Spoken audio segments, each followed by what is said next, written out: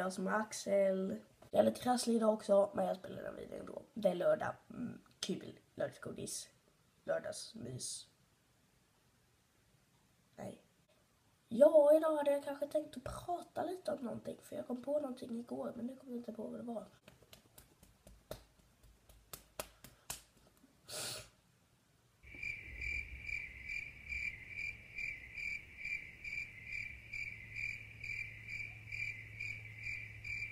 Jo, nu kommer jag på vad det var.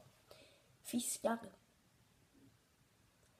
Fiskar, det är ju liksom ett djur som simmar runt här i vattnet.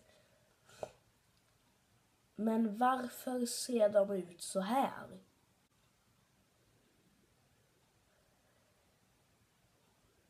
Jag fattar inte. Hej!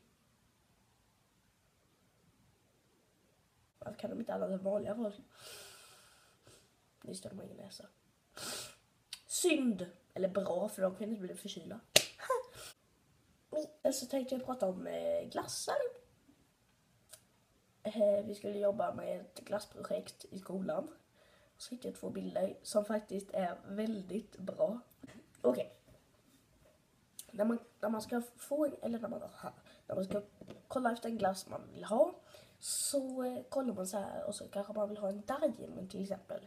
Så tittar man där och så får man fram det här.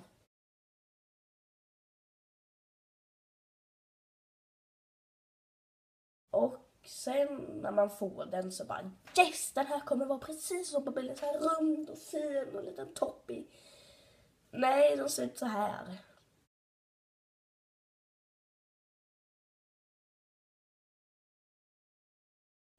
Why they keep you lying? Why you always lying?